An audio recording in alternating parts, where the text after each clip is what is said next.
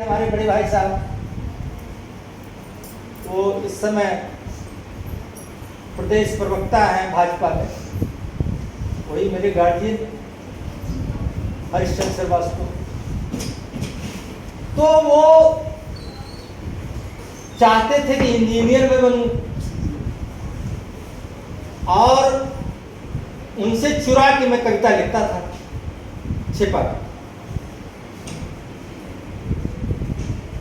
कविता लिखते अगर वो देख ले कहीं पा जाए, मतलब कितना भी छिप करके लिखो, आप घर में रहोगे तो गार्जियन तो पकड़ ही लेगा। तो बहुत डांटते थे, कहते थे ये सब कल्पनाशील दिमाग बना देगा, साइंटिफिक नहीं रह जाएगा एटीट्यूड, इंजीनियर फिर नहीं बन पाओगे। फिर उसके बाद क्लास में मुझे वाकई में एहसास हुआ कि कविता और साहित्य का प्रेम। उन दिनों अमीनाबाद में, आज भी अमीनाबाद में पुरानी पुस्तकें मिलती हैं सस्ते दामों पर, तो उन दिनों ही मैंने पुरानी पुस्तकें सस्ते दाम पर कालिदास का समूचा साहित्य हिंदी अनुवाद सहित खरीदा था। संस्कृत मेरा विषय नहीं था, लेकिन उसी दौर में मैंने कालिदास को, और चूंकि अंग्रेजी बाद में विषय ही बना तो अंग्रेजी में पढ़ने का तो वो रहा ही, हिंदी विषय था ही। तो मैं इसलिए वो याद दिला रहा हूं वो दिन कि कुमार संभव, अभिज्ञान शाकुंतल, कालिदास का मेघदूत, जयदेव का गीत गोविंद, वो जमाना और पिछड़ा था। अगर गार्जियन पढ़े लिखे होते थे तो जयदेव का गीत गोविंद नहीं पढ़ने देते थे, कहते थे इसमें अश्लीलता है, इस प्रकार की किताबें नहीं पढ़ो। तो चोरी से किताब खरीदा जाता था, चोरी से पढ़ा जाता था। और लेकिन ऐसी किताबों को पढ़ने से संस्कार तो नहीं गड़बड़। तो एक बात तो मैं बच्चों से सीधा संवाद करके ये कह रहा हूं कि जिस दौरान मैं साइंस का विद्यार्थी था, उस दौरान भी साहित्य से मुझे इतना लगाव था। उस दौरान भी हिंदी में अनुवाद की हुई जो बंगला की उपन्यास थे, रविन्द्रनाथ टैगोर और शरतचंद्र, तो मझली दीदी वगैरह उपन्यास, मझली बहू, ब्याज बहू, मझली दीदी, ये सब बीए में ही मैंने पढ़ा। मैं शैली में इसलिए संस्मरण बता रहा हूँ कि ये चीज़ें ज़्यादा आपके लिए प्रेरणास्पद होंगी। और इससे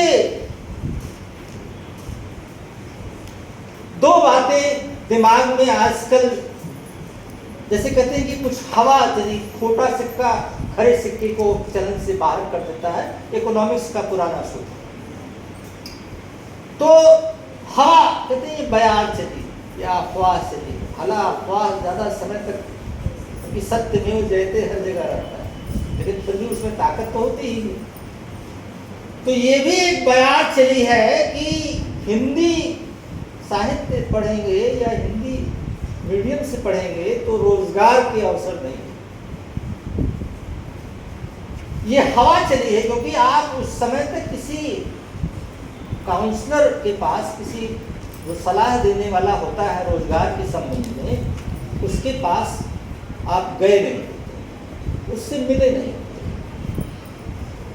हिंदी माध्यम से पढ़ने वाले विद्यार्थी, अगर आप आईएएस पीसीएस का जो सबसे अच्छी सर्विस मानी जाती है आईएएस, और फिर उसके बाद पीसीएस, तो अगर इसका आप डेटा उठा करके देख लें तो हिंदी माध्यम से सफल होने वाले विद्यार्थियों का प्रतिशत अंग्रेजी माध्यम से सफल होने वाले विद्यार्थियों की अपेक्षाकृत कतई कम नहीं है, ज़्यादा है। तमाम बच्चे दिल्ली वगैरह में तैयारी के लिए भरे होते हैं, और वहाँ बिहार, राजस्थान, बंगाल, इन सब तो डिफरेंट अलग अलग जिन क्षेत्रों की भाषाई जो जिसे कहते हैं रीजनल लैंग्वेज, क्षेत्रीय भाषा। जैसे महाराष्ट्र में कहा कि मराठी, अब मराठी मानुष जो है वो साहित्य से लेकर के राजनीति में थोड़ा सा और रंग प्राप्त कर लेता है। बंगाल का जो वो है संस्कृति है, वो जब साहित्य से उठकर राजनीति में स्वर प्राप्त करती है तो थोड़ा दूसरा स्वर उसको मिल जाता है। लेकिन सच्चाई ऐसी चीज है कि वो 7 पहाड़ के नीचे होगा तो पहाड़ फोड़ के निकलता है, समय लगता है, पहाड़ फोड़ के निकलता है। तो जब आप बीए कर रहे हैं तब से लेकर के आपके पास जो 5-6 वर्ष का समय है, बीए हो या बीएससी हो, जो भी, तो जो 5-6 वर्ष का ये समय है वो जैसा कि मैम ने बताया आपकी कि गोल्डन पीरियड है ये आपका। तो इसमें वो दूरी तय करनी है, मंजिल जो भी रोजगार की, और इसमें तमाम अध्ययन करना है। तो केवल विषय का ही अध्ययन जो करते हैं वो कूप मंडूक होते हैं।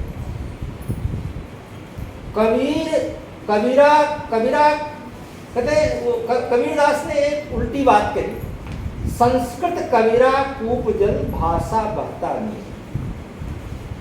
उल्टी बात में वो सीधी बात कहते थे। साधु लोग जो होते हैं, वो योगी लोग संसार से थोड़ा उल्टे प्रवाह में चलते हैं। उल्टे प्रवाह का मतलब कि जो चीज़ें आपको अच्छी लगती हैं उन चीज़ों से वो परहेज करके उस अवस्था को प्राप्त करते हैं, तो उल्टी बात। लेकिन वो उल्टी धारा में बात बहुत सीधी होती है। उस जमाने में कबीरदास ने कहा संस्कृत कबीरा कूप जल, कहे कि संस्कृत तो कुएं का जल और भाषा बहता नहीं। भाषा माने हिंदी भाषा, ये जो बहता हुआ जल है इसका पाठ बहुत विस्तृत है। जैसे गंगा आरा और हजारों धाराओं में बढ़ते हुए चलती है।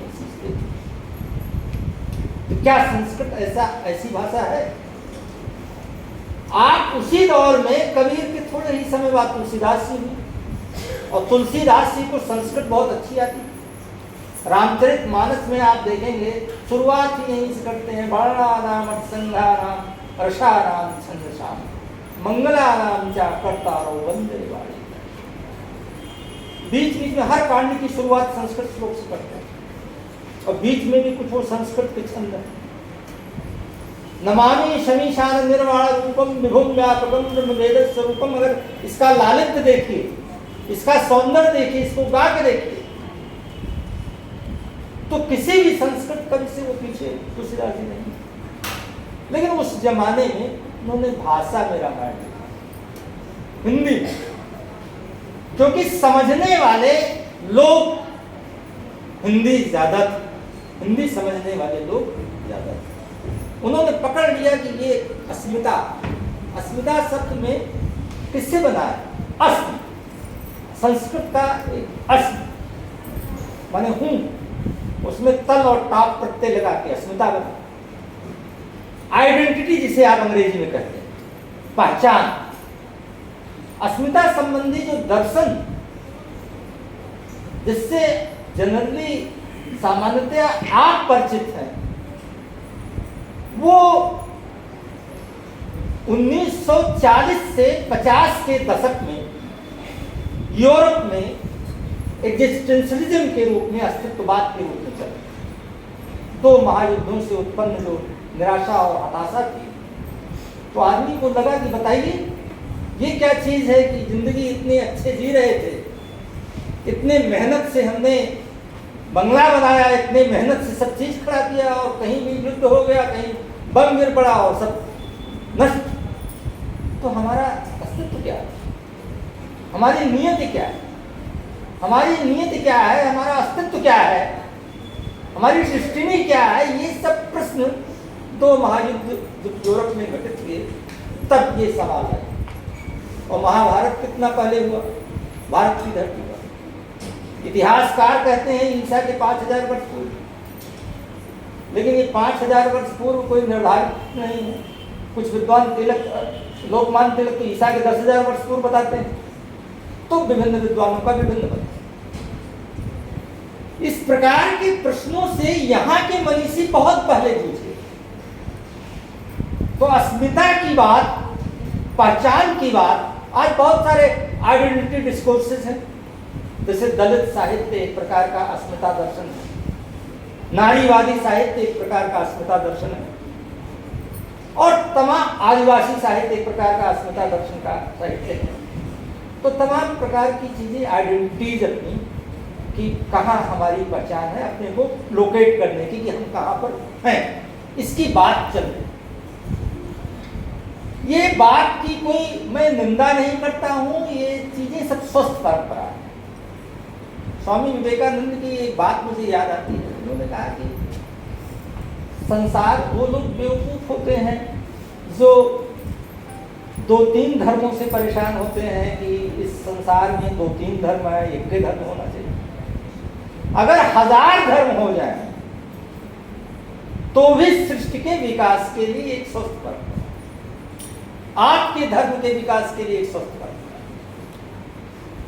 स्वामी विवेकानंद ने उस दौर में अमेरिका में एक व्याख्यान देते हुए कहा कि आप अगर ये सोचेंगे, आपकी अपनी सर्वश्रेष्ठता का गान खुद करेंगे, तो लोग कहेंगे कि नार्सिसिस कॉम्प्लेक्स, आत्मरति है, यानी कि अपने प्रति सम्मोहन है, अपनी बड़ाई अपने आप पर। श्रेष्ठता तो तब जब दूसरे लोग कहेंगे ना आप श्रेष्ठ। तो इसलिए जो चाहे जितने धर्म हो, चाहे जितनी वेशभूषा हो, चाहे जितनी बोली बानी हो, जैसा कि हिमांशु जी ने कहा, चाहे जितनी संस्कृति हो, वो मूल धारा को, उसके शक्ति को, उसके तेज को बढ़ा। गंगा, आप गंगोत्री से जब कभी पर्यटन करने जाए तो गंगोत्री से देखिए, और फिर गंगा कितनी धाराओं में फूटती है। अगर आप ये कल्पना करते कि गंगा एक ही धारा गोमुख से चलती और एक ही धारा में आती, तो गंगा के जो अलग अलग नाम, भागीरथी, अलका, देवप्रिया वगैरह वगैरह, और वो चित्रकूट में क्या हो जाती हैं, वो अलग अलग जो उनके नाम है, अलग अलग भू क्षेत्रों में अलग अलग धाराएं उनकी जो सींचती हैं, पूरी धरती को जो 1000 धाराएं उनकी उर्वर बनाती हैं, पूरी धरती उर्वर बनने से रह जाती है। इसलिए ये जो भाषाई अस्मिता की बात है, एक नया फैशन ये भी शुरू हुआ है, और समकालीन उसमें उस फैशन की चर्चा करते समय एक बात आप जाने कि जिसे आज डिस्कोर्स कहते हैं, कि हम कोई न कोई विमर्श कर रहे हैं। उस जमाने में, वैदिक साहित्य के जमाने में, वेद के जमाने में गोष्ठी शब्द आता है, वो बौद्ध संस्कृत तक के शब्द में गोष्ठी आता है, जिसे आज भी हम संगोष्ठी कहते हैं। तो इसमें कोई न कोई विमर्श, बातचीत, व्याख्यान, और व्याख्यान से तमाम बातचीत उभरता है, तमाम प्रश्न उभरते हैं, तमाम जिज्ञासाएं उभरती हैं। ज्ञान धारा का विकास इसी प्रकार से होता है, इन संवादों के माध्यम से ज्ञान धारा का विकास होता है। अब आप एक बात ये जाने कि कितने, यानी कि सिसरो जो राजनीति दार्शनिक हुआ, वो ईसा की 106 बीसी में उसका जन्म हुआ। सिसरो, उसने एक बात कही अपने ग्रंथों में, रोमन स्टेट्समैन था और वो प्लेटो के स्कूल्स में था। उसने एक बात कही कि जो प्रकृति है वही विधि, माने वही ला। प्रकृति में जो चीजें होती हैं, घटित होती हैं, वो किसी न किसी निश्चित कानून के तहत, निश्चित नियम के तहत होती है। और प्रकृति का जो नियम है वो अटल है, शाश्वत, उसका गणित बहुत फिट है। हम जो विधि बनाएंगे, जो कानून बनाएंगे, तो अगर प्रकृति को विधि मान करके इसका अनुकरण करते हुए अगर कानून बनाए, तब तो हमारा कानून अच्छा चलेगा। अगर इससे भटक कर कानून बनाए तो कानून गलत। अब उसने शाश्वत होने की बात, नियम विधान के शाश्वत होने की बात ईसा पूर्व पहली सदी में कही आपके यहाँ, क्योंकि ये अस्मिता ये चीज बताता है कि आपके पास, अगर आपके पास क्या है इसकी ही जानकारी आपको नहीं होगी, तो वही हाल है कि कस्तूरी कुंडल से मृग ढूंढे बदमाश। आपके पास सारा धन मौजूद है, आपके यहाँ ऐसे ऐसे शिक्षक पता चला मौजूद है, उनके पास इतना ज्ञान है, अब ज्ञान लेने वाला कोई है ही नहीं। क्योंकि विद्यार्थी जब पढ़कर आएंगे, जब उनके अंदर नई जिज्ञासा होगी, तब तो ज्ञान का पिटारा खुलेगा। और पता चला जितना शिक्षक पढ़ा रहे हैं उतने में ही अगर आपको अपच हो गया, अजीर्ण हो गया, तो ज्ञान का पिटारा नहीं खुलेगा। और फिर जो रोजगार, जिस रोजगार की बात आप करते हैं, उसमें तो ज्ञान ही सहायक होगा ना। जो आजकल सबसे ज्यादा इन सब चीजों की चर्चा होती है, कोई भी, चाहे समाज शास्त्र हो, चाहे राजनीति शास्त्र हो, चाहे मनोविज्ञान हो, जब से देश गुलाम हुआ, और गुलाम होने के पहले भी थोड़ा मुसलमानों के भी पीरियड में आप ले लें, इस्लामिक रूल जब था, तब भी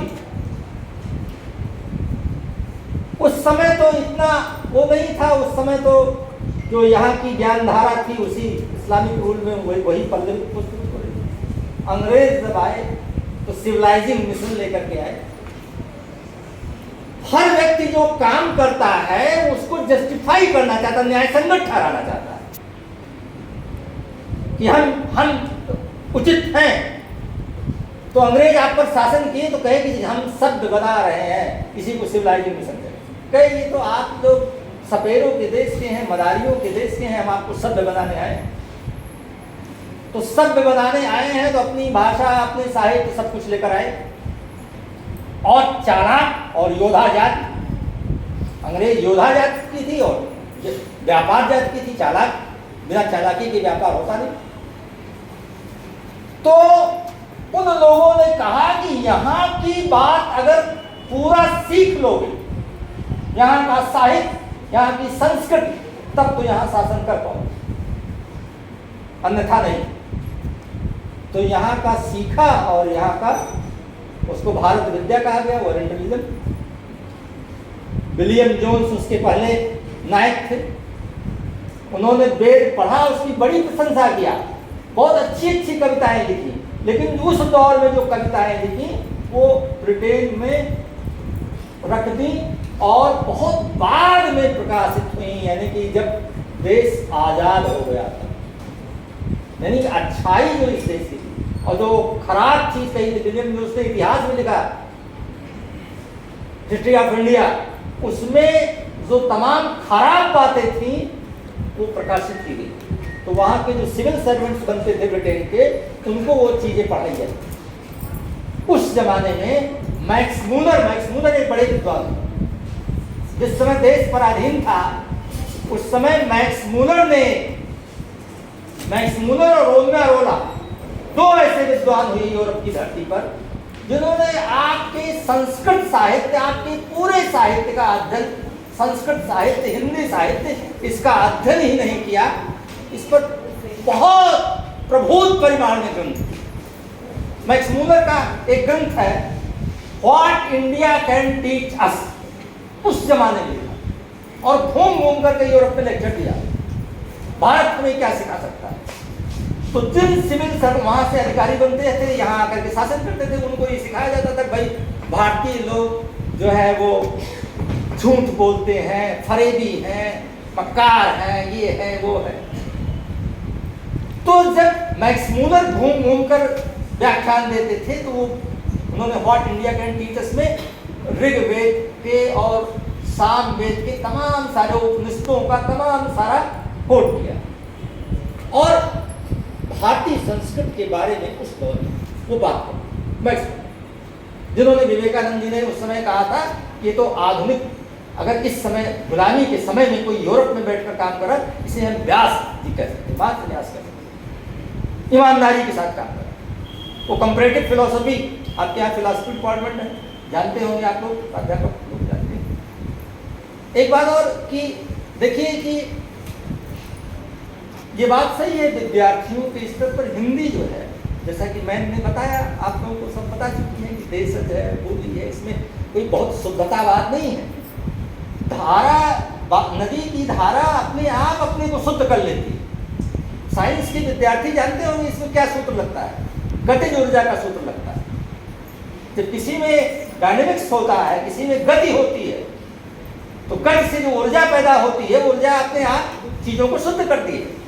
मैग्नेटिक पावर पैदा होता है उन बूंदों में, जल कणों, वो अपने आप शुद्ध करती है। इसीलिए कहा जाता है बहती हुई नदी अपने आप शुद्ध हो जाती है, और जो नदी स्थिर हो गया, पानी स्थिर हो गया तो सड़ांध पैदा हो गया।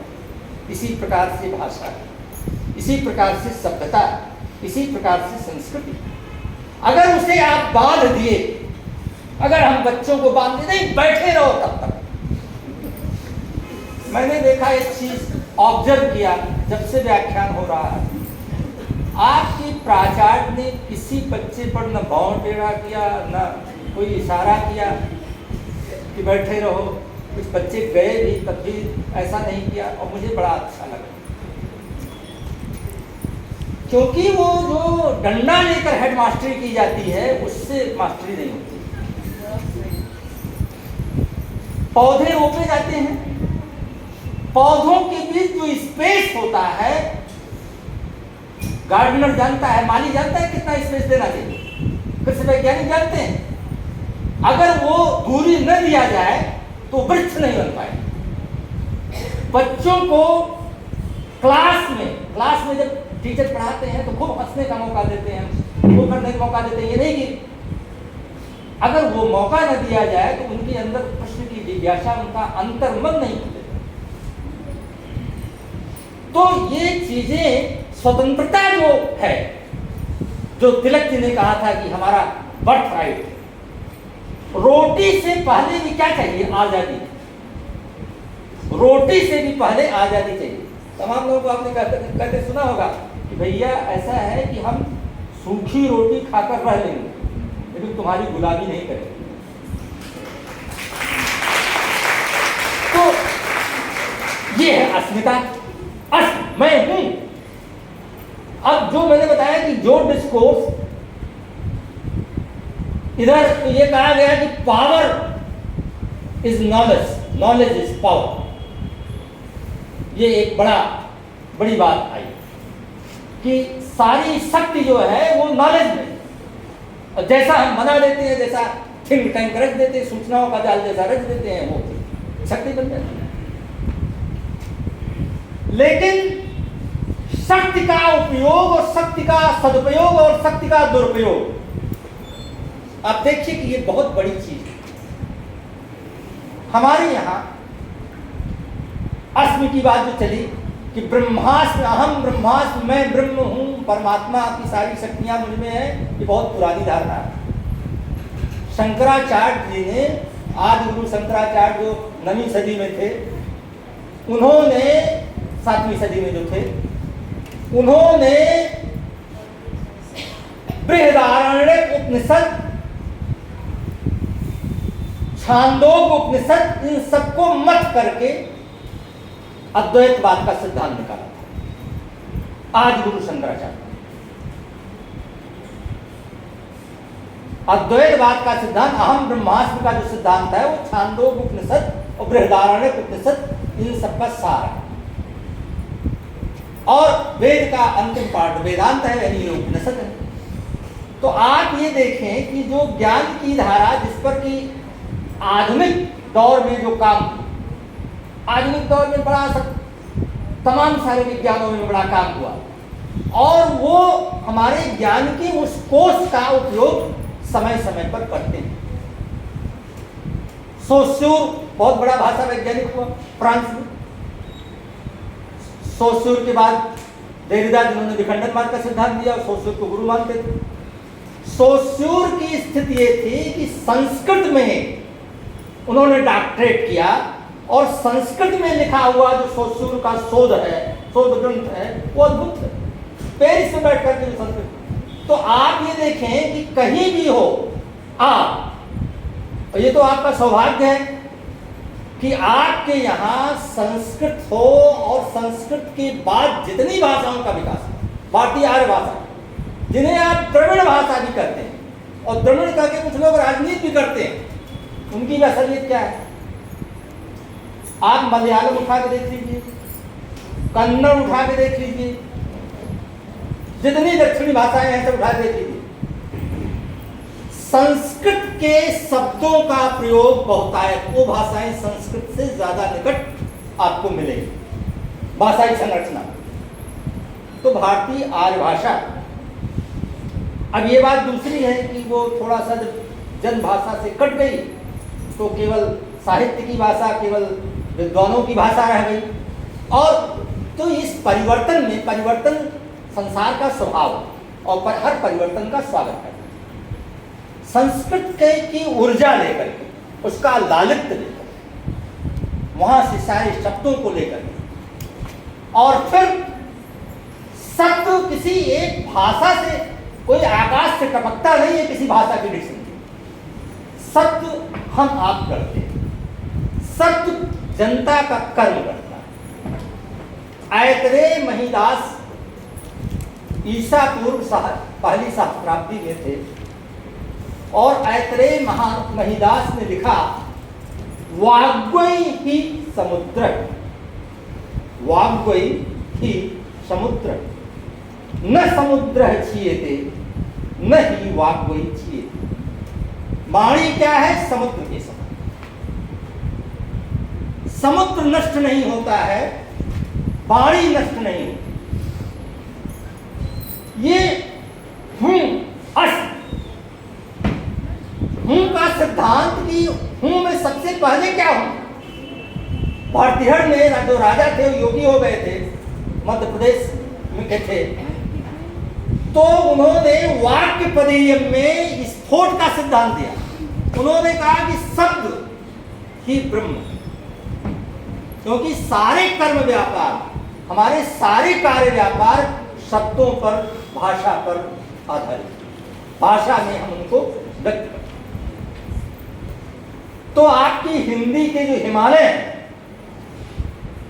एवरेस्ट एक ही होता है, और हिंदी के एवरेस्ट कौन? गोस्वामी तुलसीदास। देखिए, कुछ बातें, कुछ दोहे, कुछ छेपक है, क्या है, जो भी हो, कुछ विचार, उनको अगर हम कटघरे में भी खड़ा करें तो इससे कोई ग्रंथ या इससे रचनाकार दोयम दर्जे का नहीं। आगम निगम लेकर के, कुछ लोग कहते हैं भाई तुलसीदास जी आगम निगम लेकर बहुत चलते हैं, तुलसीदास जी कम आधुनिक है। एक अंग्रेजी में सिद्धांत है, अंग्रेजी के आचार्य लोग जानते होंगे, बिटवीन द रीडिंग, जो हम पढ़ रहे हैं उसके अंतराल में। नई समीक्षा के साथ ये चीजें आई, क्रो रैनसम, क्लिंथ ब्रुक्स वगैरह जब सक्रिय हुए और टी.एस. इलियट तक एक दूसरी ऊंचाई को प्राप्त हुई, तो आप देखें कि कभी, मैं बच्चों आपको बिटवीन द रीडिंग की बात इसलिए बता रहा हूं कि हवा चल रही है, इस पर आप भरोसा न करें, क्योंकि आप में अपार ऊर्जा है शोध की, अनुसंधान की। और ये बहुत पुराना सूत्र है, उत्तिष्ठ जागृत वरान निबोधत, उठो जगो, उन लोगों के पास जाओ जो तुमसे श्रेष्ठ, जो तुमसे ज्यादा जानते हैं, और उनके पास बैठकर ज्ञान प्राप्त करो। वो एक नहीं है, बहुत। इसलिए एक तुलसीदास अगर पढ़ना हो तो एक आचार्य ने जो बता दिया वही काफी नहीं है, एक पुस्तक ने जो बता दिया वही काफी नहीं है। बिटवीन द रीडिंग ये सिखाता है कि बहुत सा अध्ययन, बहुत से आचार्यों को सुनना चाहिए। संगोष्ठियों का यही सबसे बड़ा लाभ होता है, उसमें विभिन्न विद्वान अपना अपना मत रखते हैं और उनमें कभी कभी मतैक्य नहीं होता है, अलग अलग विचार भी होता है और उनसे हम चीजों को ग्रहण कर लेते हैं। जैसे उदाहरण के लिए आज तक मेरी नजर से कम मैं ये नहीं मानता हूं कि मैंने सब कुछ पढ़ डाला है, मैं अल्पज्ञ भी हो सकता हूं इस मुद्दे पर, लेकिन इतना तो अपने पर विश्वास है ही। अस्मिता, आप लोगों ने शब्द रखा है, विषय रखा है, तो उस प्रसंग में इतना तो बता ही दूं कि अपने को अपडेट मानता हूं। तो उसके बाबत आज तक मुझे तुलसीदास जी पर ऐसा प्रसिद्ध ग्रंथ आलोचनात्मक या उनकी समझ बनाने वाला नहीं मिला जो ये कहता हो कि तुलसीदास जी की चौपाइयों में और तुलसीदास जी के इस महाकाव्य में गहरे राजनीतिक नेतार, पॉलिटिकल डिस्कोर्स, राजनीतिक विवेचना भी जो अंतर सलिला की तरह बह रही है,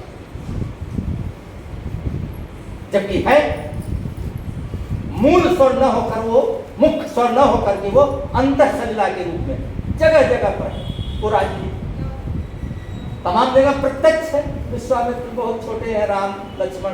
अब बताइए, एक तो क्या है कि गोस्वामी तुलसीदास जी ने लिखा कि भाई चौथे पन पायु सुतचारी, चौथे पन में एक तो बच्चे हुए और कोई आ जाए और कहे कि इन बच्चों को हमें दे दीजिए, थोड़े से बड़े हुए, बाल लीला से ऊपर उठे। अब बच्चे जो है वो हृदय के टुकड़े। तो ये एक चीज, ये सिद्धांत नहीं, ये पेरेंट्स आपके जानते हैं और पेरेंट्स का प्यार, आपके माता पिता का प्यार आपको एहसास कराता होगा, लेकिन इसका पक्का एहसास तब होता है जब कोई खुद उस भूमिका में आता है, खुद माता पिता। तो जो आपका पोषण करता है, इसीलिए कहा गया, ये वो चल रहा है क्या हिंदी पखवाड़े के साथ साथ पितृ पक्ष नहीं चल रहा है। पितृ पक्ष का मतलब क्या है? पूर्वज, पूर्वजों को याद कीजिए। अगर आपके पूर्वजों ने वैसी आइडेंटिटी नहीं बनाई जैसा राम के पूर्वज थे, इक्ष्वाकु वंश, क्योंकि राम के पहले उनके खानदान में 10-12 महात्मा राजा हुए, एक नहीं। तब मध्याह्न के सूर्य की तरीके से चमकने वाले राम, ये जेनेटिक साइंस इसका उपयोग कर सकता है। आनुवंशिक हम जो संस्कार देते हैं अगली पीढ़ी को।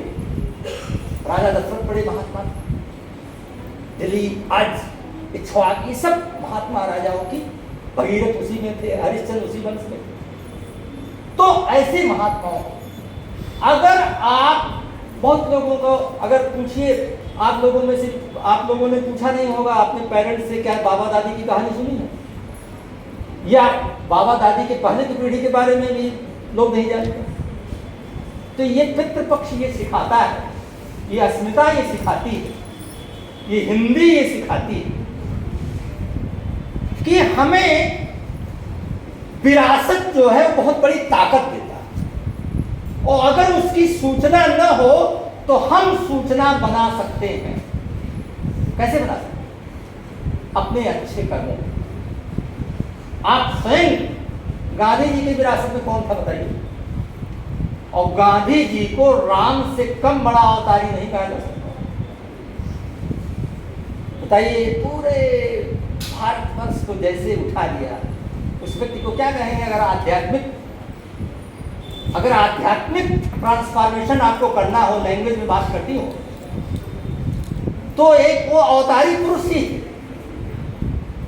उनके उस सद्गुणों को देखना हो, किस प्रकार से उन्होंने कैसा, जो जिसे आप चमत्कार कहते हैं, पतंजलि का योग दर्शन है, उसमें अष्टमहासिद्धियां मानी जाती हैं।